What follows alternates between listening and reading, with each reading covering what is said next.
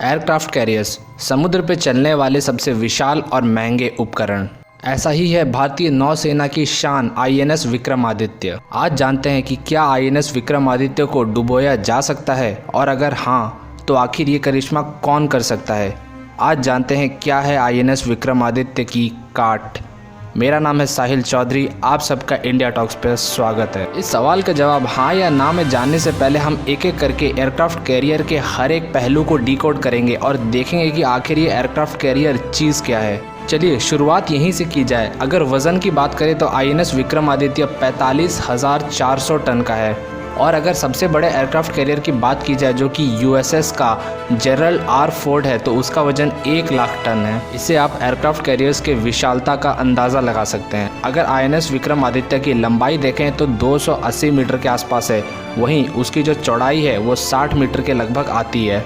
वहीं 10 मीटर की हाइट के साथ पानी के ऊपर सीना ताने खड़ा रहता है आईएनएस विक्रमादित्य। पर इतना वजनदार होने के बावजूद भी जो स्पीड है इसकी वो है 56 किलोमीटर पर आवर यानी 36 नॉट की। सोचिए, पानी के ऊपर इतना वजनदार होने के बाद भी 56 किलोमीटर पर आवर की स्पीड से दौड़ता है। ये एक बार समुद्र में चले जाए तो सीधे 45 दिन के बाद ही लौटता है और 25,000 किलोमीटर तक के रेंज को ये कवर कर सकता है। इसमें हर समय 110 ऑफिसर्स और 1,500 सेलर्स मौजूद रहते हैं। आईएनएस विक्रमादित्य एक कीव क्लास एयरक्राफ्ट कैरियर है जो भारत ने रशिया से खरीदा था। इसे 2014 में ही भारतीय नेवी में कमीशन किया गया, यानी ये काफ़ी नया है भारतीय नेवी के लिए। ये सब सुनकर आपके मन में सवाल आना चाहिए कि अगर ये इतना भारी भरकम है तो इसका कॉस्ट भी बहुत ही भारी भरकम होगा। जी हाँ, तो अगर आपको ऐसा लग रहा है तो आप बिल्कुल सही सोच रहे हैं। भारत ने जिस प्राइस पे इसे खरीदा था उसे सुन के आपके होश उड़ जाएंगे। भारत ने इस एयरक्राफ्ट को जितने कॉस्ट में रशिया से खरीदा है वो है 2.35 बिलियन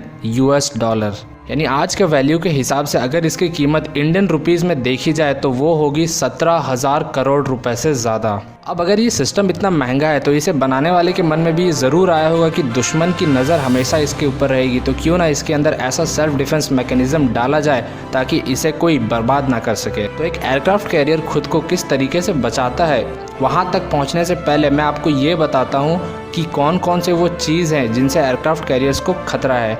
यानी जिस बात के ऊपर हमने ये वीडियो शुरू किया है कि एयरक्राफ्ट कैरियर को क्या डुबाया जा सकता है, तो उसे डुबाने के जो सबसे बड़े साधन हैं उनके ऊपर डिस्कशन करते हैं। आज के डेट में एक एयरक्राफ्ट कैरियर को जिस चीज़ से सबसे ज़्यादा खतरा है वो है एक long range ballistic missile. Ballistic missiles को दूसरे महाद्वीप से ही दागा जा सकता है और ये 7 समंदर पार करके अपने टारगेट के ऊपर हमला करने आते हैं। ये एक बार आसमान में पहुंच जाते हैं और उसके बाद सीधे अपने टारगेट के ऊपर गिरते हैं। जब ये नीचे गिरते हैं तो इनकी स्पीड एस्ट्रोनॉमिकल हो जाती है। और इस वक्त की दुनिया की सबसे तेज़ बैलिस्टिक मिसाइल की बात करें तो वो है चीन का DF-41, जिसका मैक्सिमम स्पीड हो जाता है गिरते समय 30,000 किलोमीटर पर आवर। तो आप ही सोचिए कि आईएनएस विक्रमादित्य को सबसे ज़्यादा खतरा किससे हो सकता है चीन की बैलिस्टिक मिसाइल के अलावा। यानी आईएनएस विक्रमादित्य के ऊपर 30,000 किलोमीटर पर आवर की स्पीड से एक खतरा आ सकता है। इसके बाद दूसरा जो सबसे कारगर हथियार हो सकता है आईएनएस विक्रमादित्य के खिलाफ वो हो सकता है एक क्रूज मिसाइल। एक क्रूज मिसाइल एक बैलिस्टिक मिसाइल से इस लिहाज से अलग होता है कि बैलिस्टिक मिसाइल काफ़ी दूर से, यहाँ तक कि दूसरे कॉन्टिनेंट से दागा जाता है, जबकि जो क्रूज मिसाइल होता है वो काफ़ी पास से दागा जाता है। जैसे कि एक एयरक्राफ्ट के पास दूसरा एयरक्राफ्ट आ गया या फिर एक एयरक्राफ्ट कैरियर के पास कोई दूसरा शिप आ गया तो वो उसके ऊपर क्रूज मिसाइल से हमला कर देता है। अब क्रूज मिसाइल की जो खासियत है वो ये है कि ये समुद्र के बहुत पास यानी ज़मीन से काफ़ी सटे हुए उड़ता है, जिससे कि रैडर के डिटेक्शन में नहीं आता है। जबकि जो इंटरकॉन्टिनेंटल बैलिस्टिक मिसाइल होता है वो काफ़ी दूर से ही आ रहा होता है, तो काफ़ी बार वो अपने रास्ते में ही डिटेक्ट हो जाता है। क्रूज मिसाइल काफ़ी पास से दागा जाता है, इसके बावजूद भी उसकी स्पीड इतनी ज़्यादा होती है कि इससे पहले कि कोई उसे डिटेक्ट कर सके वो सीधे जाके अपने टारगेट को हिट कर देता है। और खुशी की बात यह है कि इस वक्त दुनिया का जो फास्टेस्ट बैलिस्टिक मिसाइल है वो भी भारत और रूस के पास है, जिसका नाम है ब्रह्मोस, जिसकी टॉप स्पीड है 2,300 kilometre miles per hour. Aircraft carrier के ऊपर जो तीसरा सबसे बड़ा खतरा होता है वो होता है सबमरीन से। सबमरीन को बहुत बड़ा किलर माना जाता है क्योंकि वो समुद्र से इतना नीचे रहता है कि आसानी में डिटेक्ट नहीं हो पाता है, इसीलिए वो काफ़ी तेज़ी से आ सकता है और एयरक्राफ्ट कैरियर के ऊपर टॉर्पीडोज दाग सकता है, जिससे एयरक्राफ्ट कैरियर को नुकसान हो सकता है। इसके बाद चौथे नंबर पे जो आता है उसका नाम है एयरक्राफ्ट्स। यानी जो हवाई मार्ग से एयरक्राफ्ट आते हैं वो बड़े बड़े बम्स गिरा सकते हैं इन्हीं एयरक्राफ्ट कैरियर के ऊपर, जिसके बाद इनके डूबने का खतरा रहता है। अब जानते हैं कि इन सारे खतरों से बचने के लिए एयरक्राफ्ट कैरियर्स के पास कौन से उपकरण होते हैं। एक आईएनएस विक्रमादित्य के ऊपर किसी भी वक्त लगभग 40 MiG-29 के एयरक्राफ्ट तैनात रहते हैं। यही होते हैं इनकी सबसे बड़ी ताकत। ये इसे किसी भी वक्त बचा सकते हैं और कभी भी यहाँ से टेक ऑफ करके किसी भी टारगेट के ऊपर हमला कर सकते हैं। इसके अलावा आईएनएस विक्रमादित्य जैसे एयरक्राफ्ट कैरियर्स के ऊपर कई सारे वेपन्स तैनात होते हैं, जैसे कि रशिया में बने AK-630 CIWS यानी क्लोज इन वेपन सिस्टम। इन्हें आप छोटे मिसाइल्स और गन्स मान सकते हैं जो कि एक एयरक्राफ्ट कैरियर के ऊपर तैनात रहते हैं। इनका काम होता है कि जो एयरक्राफ्ट काफ़ी नज़दीक आ चुका है अपने आउटर डिफेंसेस को ताकता हुआ उनके ऊपर हमला करना, या फिर जो मिसाइल काफ़ी करीब आ चुका है इनके उसको भी निस्तो नाबूद कर देना। इसके साथ साथ लॉन्ग रेंज के लिए इसमें बैरक 1 और बैरक 8 मिसाइल्स होते हैं। बैरक 1 और बैरक 8 एक सैम यानी सरफेस टू एयर मिसाइल्स हैं। इन मिसाइल्स की मदद से हम 100 किलोमीटर दूर तक के रेंज में किसी भी आ रहे मिसाइल को तबाह कर सकते हैं। यही वो हथियार है जिनके मदद से किसी भी आ रही मिसाइल से एयरक्राफ्ट कैरियर को बचाया जा सकता है। एक आईएनएस विक्रमादित्य के ऊपर लगभग 48 ऐसे बैरक मिसाइल्स हर समय तैनात रहते हैं। तो अब बात रही इंटरकॉन्टिनेंटल बैलिस्टिक मिसाइल की, तो ऐसे किसी भी मिसाइल को ऐसे ही बैरक 1 और बैरक 8 जैसे सरफेस टू एयर मिसाइल उसके रास्ते में ही तबाह कर सकते हैं, इससे पहले कि वो शिप्स तक पहुँचे। अगर बात रही क्रूज़ मिसाइल्स की, तो इन्हें भी बैरक 1 और बैरक 8 तबाह कर सकते हैं, लेकिन अगर ये ऐसा करने में चूक भी गए तो भी क्रूज़ मिसाइल्स आ करके अगर एक एयरक्राफ्ट कैरियर के ऊपर लगती है तो वो उसे डुबा नहीं पाएगी। एयरक्राफ्ट कैरियर इतना विशाल होता है और इतने लेयर्स होते हैं कि अगर वो उसके आउटर लेयर को किसी तरीके से तबाह कर भी देती है तो उससे एक एयरक्राफ्ट कैरियर डूबने वाला तो बिल्कुल भी नहीं है। यानी एक आईएनएस विक्रमादित्य को डुबाने के लिए ऐसे कई सारे क्रूज मिसाइल्स लगेंगे, तब जा कर के कभी ये डूब पाएगा। और बात रही किसी फाइटर जेट की, तो इनके ऊपर जो MiG-29 के एयरक्राफ्ट तैनात होते हैं उनका यही काम होता है कि किसी भी ऐसे फाइटर जेट से लोहा लेना, उन्हें हराना। और अगर ये फाइटर जेट इस काम में नाकाम भी रहे तो जो बैरक 8 मिसाइल्स हैं वो भी काफ़ी अच्छी तरीके से किसी भी आ रहे फाइटर जेट को तबाह कर सकते हैं। अब आखिर में अगर हम बात कर लें छुप के हमला करने में सबसे माहिर यानी सबमरीन्स की, तो जो सबमरीन्स होती हैं उनका डिटेक्शन थोड़ा मुश्किल होता है किसी भी एयरक्राफ्ट कैरियर के लिए। यानी एयरक्राफ्ट कैरियर खुद किसी सबमरीन को डिटेक्ट नहीं कर सकता है क्योंकि वो पानी के काफ़ी नीचे होती हैं, और अगर बहुत सारे सबमरीन्स मिल करके अच्छे खासे टॉर्पीडो से इनके ऊपर हमला करें तो एयरक्राफ्ट कैरियर को काफ़ी नुकसान हो सकता है। तो अब सवाल ये है कि इन सबमरीन्स के खिलाफ एयरक्राफ्ट कैरियर कौन सा स्ट्रैटेजी अपनाती है। तो ध्यान से सुनिएगा, यहाँ आपको एयरक्राफ्ट कैरियर के बारे में एक और दिलचस्प जानकारी मिलने वाली है। एक एयरक्राफ्ट कैरियर कभी भी समुद्र में अकेले नहीं चलता है, उसे एस्कॉर्ट करने के लिए हमेशा काफ़ी सारी डिस्ट्रॉयर्स और अलग तरह की सबमरीन्स और हेलीकॉप्टर्स उसके साथ ही चलते रहती हैं। एक एयरक्राफ्ट कैरियर के इसी समूह को या एयरक्राफ्ट कैरियर के इस टीम को कैरियर बैटल ग्रुप कहा जाता है। अब मैं आपको एक मज़ेदार जानकारी देता हूँ 1971 के इंडिया पाकिस्तान युद्ध की। जब 1971 में इंडिया पाकिस्तान युद्ध चल रहा था, उस समय भारत का जो एयरक्राफ्ट कैरियर हुआ करता था उसका नाम था आईएनएस विक्रांत। भारत ने आईएनएस विक्रांत को यूके से खरीदा था। तो आईएनएस विक्रांत अपने ऐसे ही एक कैरियर स्ट्राइक ग्रुप के साथ ईस्ट पाकिस्तान पहुंच गया था, यानी प्रेजेंट डे का जो बांग्लादेश है वहां पर पहुंच गया था। और बांग्लादेश के पास पहुंच करके इसने बांग्लादेश का नेवल ब्लॉकेड कर दिया था, क्योंकि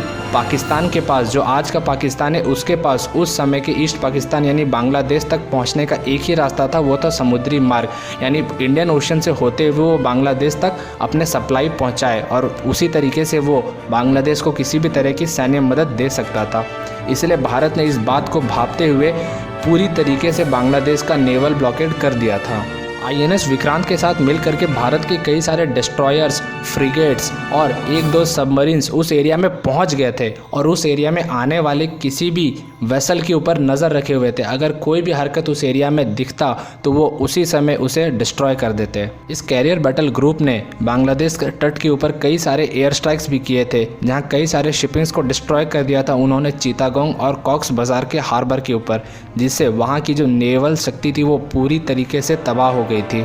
तो यही है एक एयरक्राफ्ट कैरियर की असली ताकत कि एयरक्राफ्ट कैरियर कभी भी अकेला नहीं घूमता है, उसके साथ कई सारे डिस्ट्रॉयर्स, फ्रिगेट्स और सबमरीन हंटर्स मौजूद होते हैं। इन सब के पास काफ़ी तगड़े सोनार्स होते हैं जो पानी के नीचे सबमरीन को ढूंढ सकते हैं, और अगर इन्होंने अच्छे इनपुट्स दे दिए भारत के P-8 टाइप पोसाइडन एयरक्राफ्ट को, तो वो तुरंत आकर के ऐसे किसी भी सबमरीन को, चाहे वह पानी के कितना भी नीचे हो, उसे तबाह कर सकते। एक एयरक्राफ्ट कैरियर को अगर सक्सेसफुली डुबाना हो तो उसका एक ही तरीका है कि एक साथ कई मार्ग से उसके ऊपर हमला किया जाए, यानी एक पूरा नेवल फ्लीट तैयार किया जाए जिसमें सबमरीन्स हों, एयरक्राफ्ट्स हों, साथ ही साथ बहुत सारे डिस्ट्रॉयर्स हों और छोटे छोटे बोट्स हों जो चारों तरफ से एक एयरक्राफ्ट कैरियर को घेर करके हर तरह का मिसाइल उसके ऊपर दागे। तभी ये पॉसिबल है कि उसे एक झटके में या कह लें 1-2 दिन के अंदर डुबाया जा सकता है। पर ऐसा भी तभी पॉसिबल है जब एक एयरक्राफ्ट कैरियर समुद्र में अकेला खड़ा रहे। लेकिन जैसा कि हमने पहले डिस्कस किया कि ये पॉसिबल ही नहीं है कि एक एयरक्राफ्ट कैरियर समुद्र में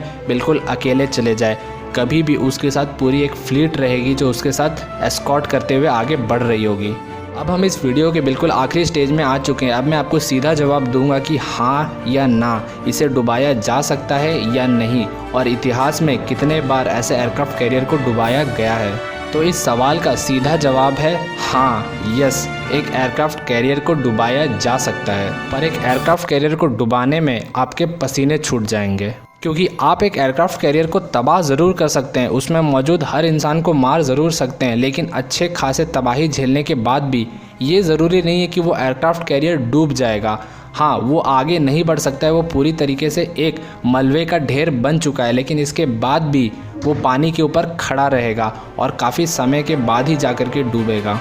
मैं इतिहास की बात करूं तो वर्ल्ड वॉर 2 के दौरान 12 यूएस एयरक्राफ्ट कैरियर्स को डुबाया था जापानीज कामिकाजेज ने। जी हाँ, दूसरे विश्व युद्ध में 12 अमेरिकन एयरक्राफ्ट कैरियर्स डूबे थे। यानी एयरक्राफ्ट कैरियर्स को जो डुबाना है वो पॉसिबल है, लेकिन आसान बिल्कुल नहीं है। इन एयरक्राफ्ट कैरियर्स को डुबाने के लिए जापानीज ने जो स्ट्रेटजी यूज़ किया था वो था हवाई मार्ग से बम्स गिराना, यानी इनके ऊपर हैवी बॉम्बिंग किया गया था जिससे इन्हें बिल्कुल तहस नहस कर दिया गया था। पर इनमें से भी काफ़ी कम ही थे जो पूरी तरीके से डूबे थे, यानी बहुत सारे पूरी तरीके से डिस्ट्रॉय तो हो गए थे लेकिन पानी के अंदर डूबे नहीं थे।